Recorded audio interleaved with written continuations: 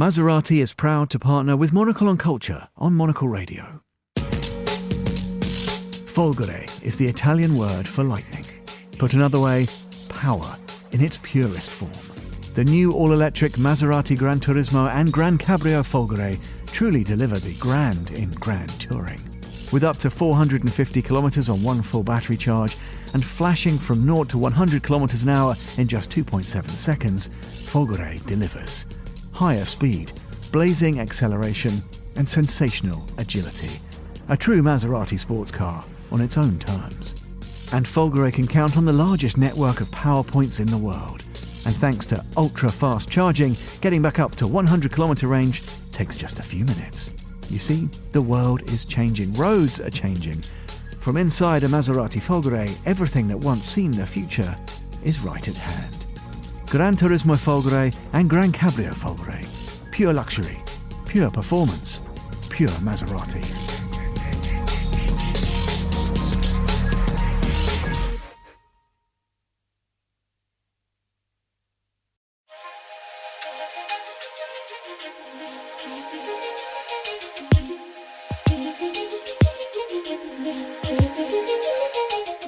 Hello and welcome to Monocle on Culture. I'm Robert Bounds. On today's show, we have 3 mind-expanding interviews with people at the top of their game in areas of culture that we don't often cover here on the show.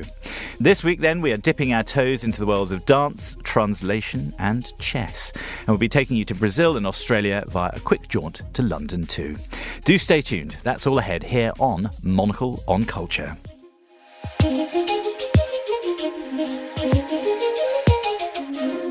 First up, Bruna Dantas Lobato is a writer and translator of Brazilian literature. Her translation of Stênio Gardel's novel, The Words That Remain, won the 2023 National Book Award for Translated Literature, while her own debut novel, Blue Light Hours, will be published this October. It focuses on the changing relationship between a mother and daughter when the latter moves from her hometown in Brazil to university in the US. Monocle's Naomi Shu Elegant caught up with Dantas Lobato to discuss her writing process and the art of translation. I worried a lot that a book just about a relationship wouldn't be enough to sustain a novel, or that the length, wouldn't carry it through. And I kind of wanted it to be the book to do a lot, to be an immigrant novel, a campus novel, a mother-daughter novel. But I also wanted it to be kind of simple and focused mostly on their relationship and how they felt about leaving one another in the separation. So I'm not one of those writers who can plan ahead. I didn't know how to pull it off until I actually did it. So I worried a lot about form. I kept reshaping it, moving things around. I moved where the novel begins kind of mark several times. I'm like, later, earlier, and way later. I just kept playing with that a lot until I found out what I was actually trying to do. And that alongside this relationship with the mother, there's also the daughter's relationship to home and hominess and stability and domestic spaces, that all of that kind of goes hand in hand, when you're living in a sterile place like a college campus or a dorm room with just the cinder block walls, and you're being quote unquote institutionalized. So once I realized that was the other anchor, then I knew where the form could go. So I normally wouldn't ask this because I know a lot of writers understandably don't like being asked whether their book is autobiographical, but you've spoken about it before. So can you talk about how much of the novel was taken from your own life and experiences? Yeah, I don't mind that question at all. Because I'm so open about it, I'm like, oh yeah, I immigrated. It was awful. A lot of it is from my own life. When I'm teaching creative writing and I'm telling my students how to separate, their life from fiction, or rather I should say how to make best use of the material they already have in their life, but do something with it. I usually use for that Vivian Gornick's terminology of what's the situation and what's the story. The situation is kind of the exact same. I immigrated alone, I left my family behind, and I knew, the loneliness of that and the alienation and the guilt, and I wanted to write about it. But then the actual story, I had to fictionalize. In real life, I have a sister, my mom is married, and in the book, I dramatized it quite a bit. So my character is a single child, and the mom is a single mom, so they kind of only had each other to tether themselves to the world, and that relationship was intriguing to me. I was an only child. My sister is 11 years younger than me, so I was an only child for a while, and I remember the feeling that my mom was my whole world. Even though this is your debut novel, you're already an established translator, and one of your translations won the National Book Award last year. How did you get into translation? Yes, it is something that I was doing the entire time I was writing this book. And it's interesting because I was a translator publicly for much longer than I was publicly a writer, but I was always writing. It's just that I wasn't publishing. But in interviews and things like that now, people ask me like, oh, when did you make the switch to writing? And I was like, oh, those two things were always connected. I am a translator because I'm a writer, and I'm a writer because I'm a translator.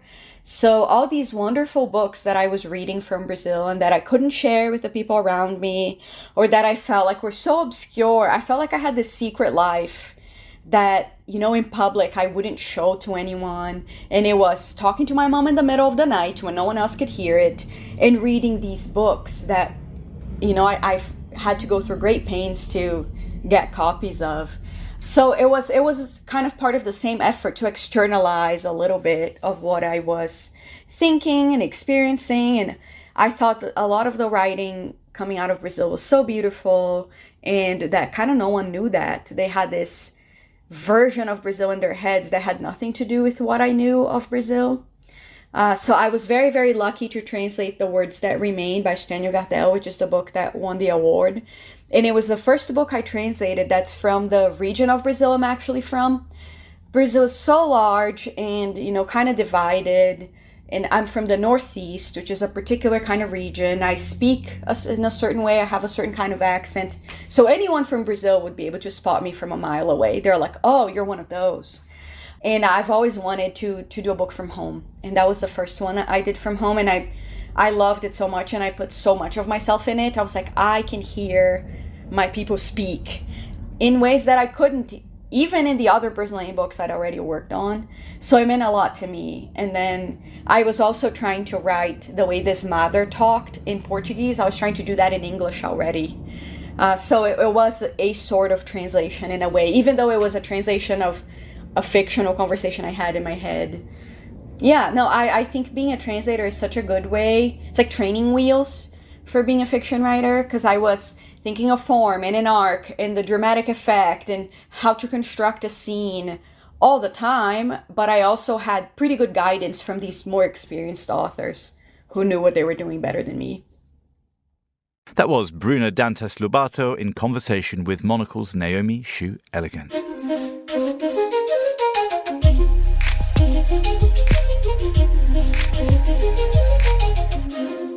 Now, this autumn, the luxury games company Perling has taken over Marylebone's 67 York Street Gallery to present The Art of the Game. The exhibition celebrates the unique fusion of art and strategy through exquisitely designed art chess sets by renowned people such as Bristol-born street artist Sick Boy and Sophie Matisse, granddaughter of Henri. Monocle Radio's Tom Webb caught up with Sophie from her studio in New York ahead of the opening to find out a little bit more about the exhibition. First of all, little family background, if you don't already know, my step-grandfather was Marcel Duchamp. And of course, some people in the chess world knew that he was an artist, but they knew he was a chess player above and beyond that even. And he found, there's quotes of him saying, not every artist is a chess player, but every chess player is an artist. And I think it's true in many ways, because what chess does is it gets you to, in my opinion, think outside the box. And what does that mean other than to be creative and take risks and chances? So it pushes you into a different realm that we might not have stepped into otherwise. There's a lot of value to that, especially for people who don't even realize that they're sort of always staying in a safety zone of their own. And when you're playing chess, you're not so focused on what people are wearing or what kind of education they had or what they know or they don't know. You're just in a parallel universe, which is really very interesting to be with someone almost. That's why I can imagine the people that play blindfolded. I wonder if it's not even easier in some respect to play blindfolded. But anyway, that's a whole another realm. It is. But then again, it's not, because you're working with fabulous materials when you're creating these chess pieces, very tactile, very nice to hold. What is the basis of the materials you've used for this project? The ones that I made previously for Perling a few years back, they essentially gave me naked chess pieces to paint. And I painted them, and my whole feeling was they were kind of like a child's toy with beautiful, sort of luscious color, shiny, bright colors that are very tantalizing, like candy or like a beautiful children's toy or something that would be inviting to touch and to maneuver on a surface.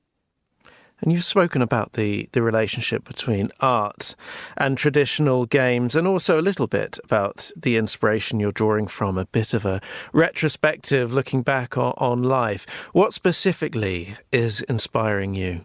You know, it's a good question. There were a lot of, growing up with my family, I just have to admit that communication was not at the forefront of our gatherings. Talking about art, yes, but talking about ourselves and our relationships, no. And it was kind of a field that was left kind of untouched, but thought greatly about. So in my mind, the chess really was a kind of a secret garden of sorts that I thought was very interesting and tantalizing, and where I could find answers to some of the questions that I would have about my family, for instance. I mean, not like literal questions, but it was just interesting the way I was able to be with my grandmother, Tini, who did play a lot of chess. And there were a lot of things unsaid, but she did certain things that were very guiding for me at the same time. So the language came through other things that she did, other things that she showed me. So it's always been a very captivating method of communication. And would you say that method of communication is aligned with Perling and the art of the game? Is that why you're collaborating? Well, I think anyone who's focusing on looking at chess more closely is worth paying attention to. Also, I mean, it is also interesting to see what the other artists are doing, how they're approaching it, what are their thoughts on it. Sometimes they're very different, I mean, look at Yoko Ono's whiteboard. That was entirely different from, of course, anything we've seen, but that goes more into the realm of conceptual thinking and artistry. So it's just interesting. I like to see what other people are doing, and it can be inspiring as well. We're speaking to you from your fabulous studio in New York. What is in it? What are you working on and working towards? Actually, my first husband was an artist, Alain Jacquet, and he was a pop artist and continued to be a contemporary artist, very important and prominent. Anyway, we have a huge show with him and James Rosenquist at the Emmanuel Perrotin Gallery here in New York. So I'm getting ready. We're getting ready with my daughter. It's my daughter's show. She is the instigator of the show. So that's primarily what we have planned. But on my front, I am continuing a little series of gouache and watercolor paintings with ideas that come from reflecting on chess primarily, and memories of family relationships, and sort of having that integrated with chess themes chess themes, I would say. Wonderful. And is there any reflection on your wonderful family? You mentioned, I guessed, a Matisse connection. I did not see Marcel Duchamp coming. Yeah, that's a surprise for everyone. And it's really interesting because Marcel I found this quote that I always found like something a little off about it. And I never understood what it was. But, growing up with these two pillars of the art world just on either side of my shoulder, it felt like. So Matt Duchamp says, chess players are madmen of a certain quality, the way the artist is supposed to be and isn't in general. So then I thought, with the exception of Matisse, because growing up, he was the madman who was putting everything into his art like no one else could as much as he did. Anyway, that was the impression I had. So it's an interesting duality to have both of them present. I can't say it's not a heavy presence, but it just will squeeze more out of me, I'm hoping. Sophie Matisse there, and many thanks to Tom Webb for that interview.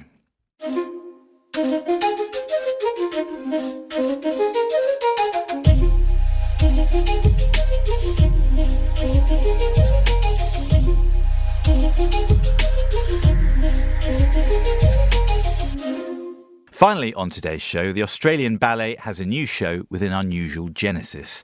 Oscar is inspired by Oscar Wilde's life, including the celebrity trial and his love affair with Bosie, aka Lord Alfred Douglas, as well as vignettes from well-loved works like The Picture of Dorian Gray. At the helm of the production is Tony and Olivier award-winning choreographer Christopher Wheeldon. The production is a bold commission and one that breathes new and diverse life into the run-of-the-mill boy-girl love stories that feature on most ballet stages. I spoke to David Halberg, artistic director of the Australian Ballet, and I began by asking how the idea for the production started. The sentence of the court is that you be imprisoned and kept to hard labour for 2 years.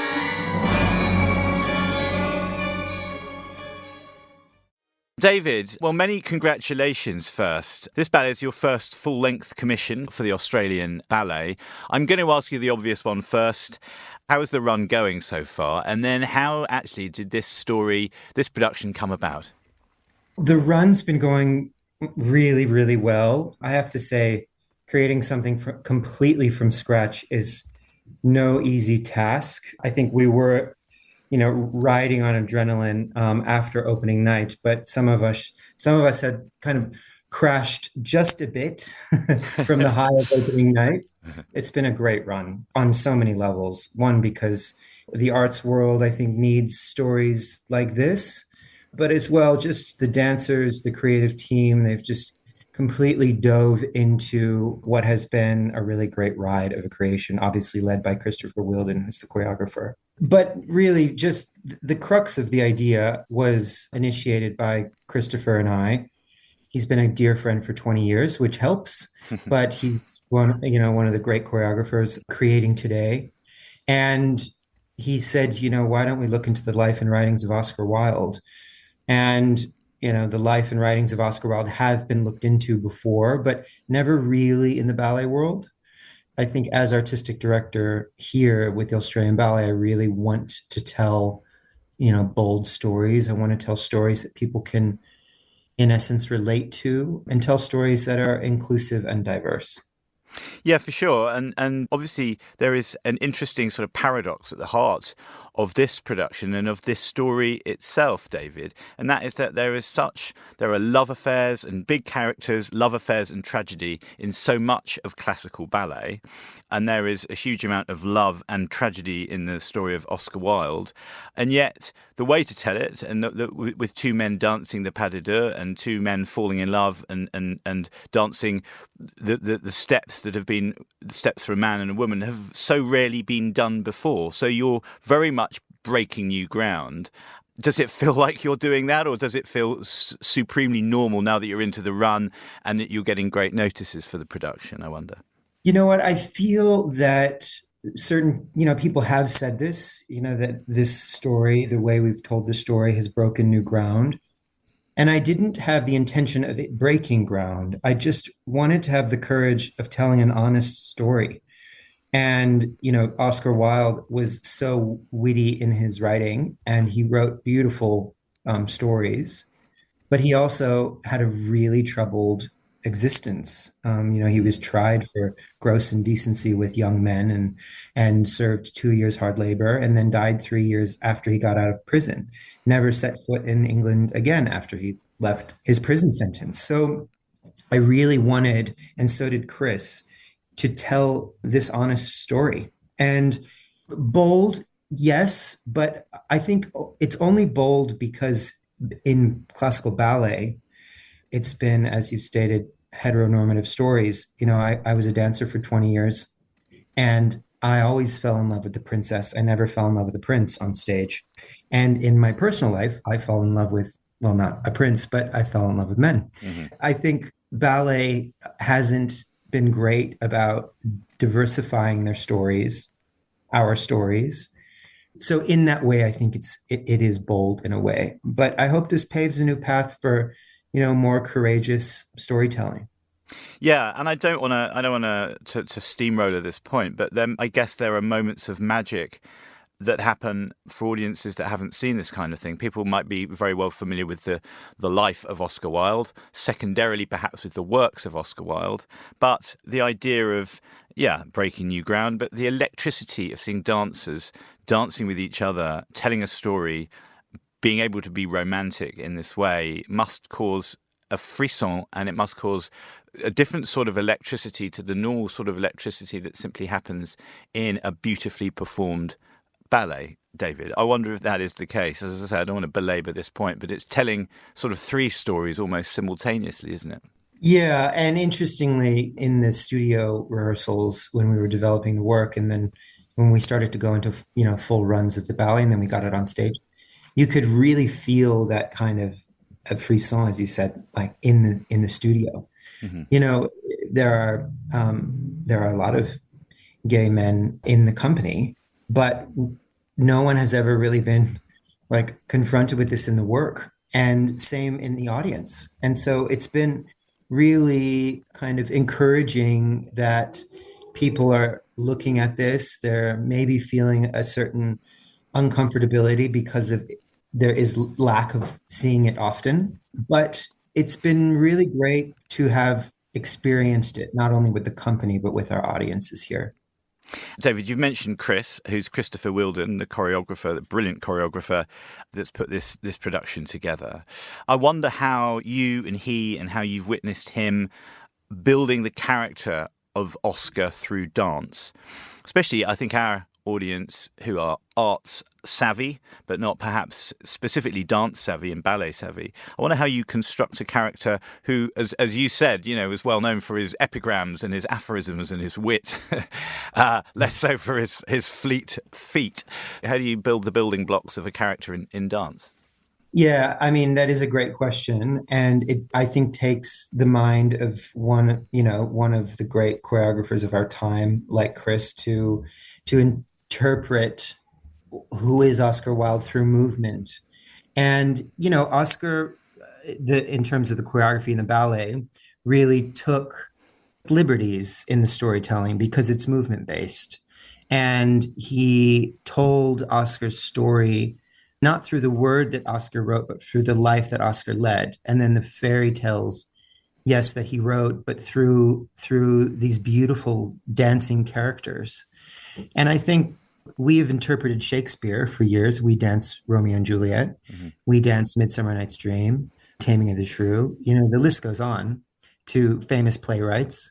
But Chris really just told the character and the wit and the life of Oscar through movement. And I think it takes someone intelligent. It takes someone who knows the craft. It takes someone who knows how to tell story on stage through dance to do that successfully. And I believe Chris has done that. And in terms also then with the music, original score written by Joby Talbot, David, how does that work? That is no less of a thing, of course, again, wrestling with these big characters, big emotions, and this sort of amazing story arc from, you'd have thought, probably relatively unhappy husband to lover of Lord Alfred Douglas, Bosie, and then the awful tragedy, as you say, after Reading Jail. How does the music take us on that journey in concert with Chris Wilden's choreography? Yeah, well, that's the beautiful thing about, I think, artistic collaboration. You take George Balanchine and Igor Stravinsky, you take Marius Petipa, who choreographed The Sleeping Beauty, Nutcracker, and you take Tchaikovsky, who wrote those scores with him. Joby and Chris have collaborated on works before, big works, Alice's Adventures in Wonderland being one.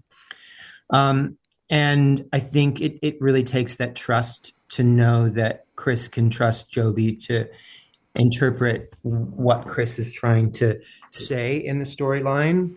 But it is one of Joby's, as someone said it, tightest score. I mean, there's no room for anything but the pulse of the storytelling. And he's added in, some deep techno beats. He's added in just huge orchestral, almost Hitchcockian like strings. Once the trial comes about, the trial opens the ballet and closes the ballet. The trial in itself, you can feel the weight of the moment and the weight of Oscar's sentence and his guilt, the verdict, the guilty verdict. So Joby's done an amazing job, but it does take that kind of conversation between Chris and Joby to make it successful, I think.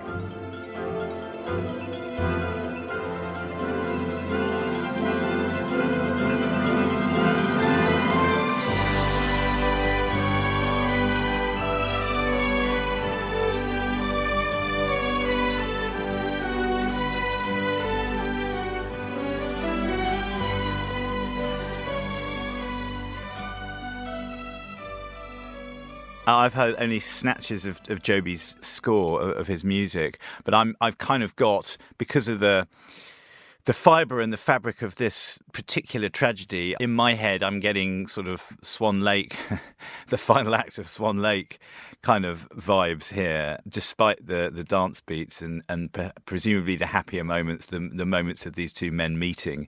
Does it come with all of that drama, David?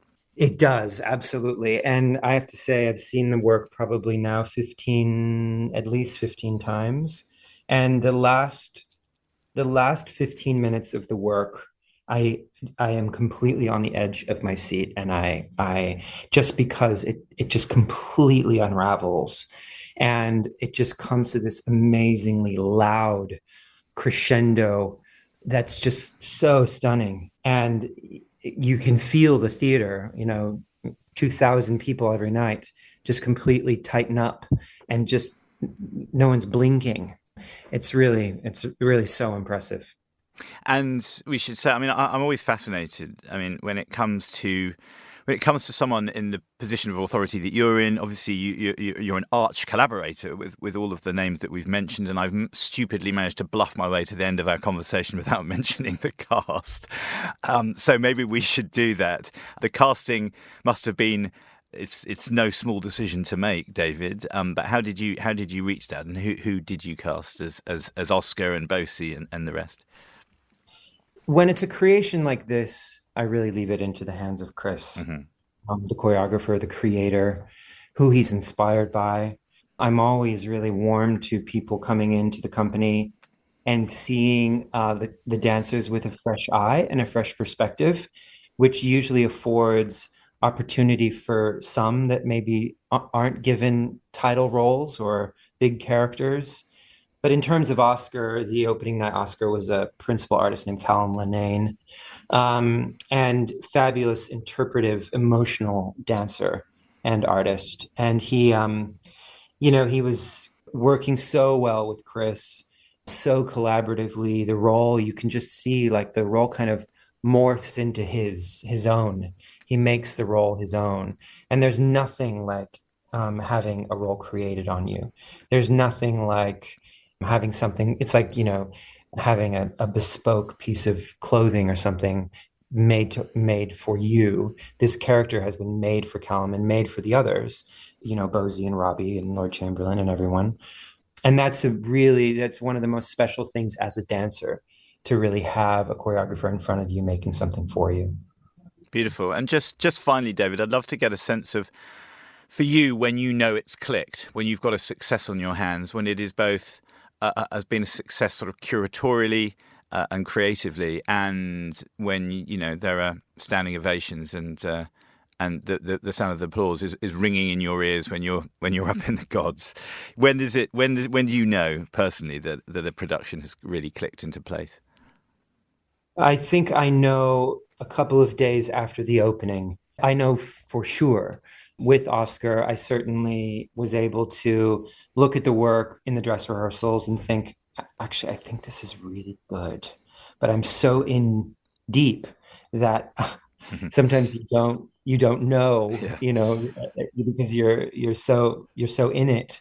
But then, after the fact, and when you hear the audience, when you feel their reaction, when they comment to you, and you can sense the genuineness of their reaction, that's when you've struck it right, I guess. Perfect. Well, David, many congratulations on Oscar. Yes. And we can't wait for it to pop up over in these shores as well. But for the time Absolutely. being, thank you very much for your time, David. Thank you. Thank you. Appreciate it. And that is all for this week. My thanks to all of my interviewees and, of course, contributors this week. Monocle on Culture is produced by Sophie Monaghan-Coombs and Steph Chungu, and Steph also edits the show. We'll be back at the same time next week, but until then, from me, Robert Bound, thanks for tuning in.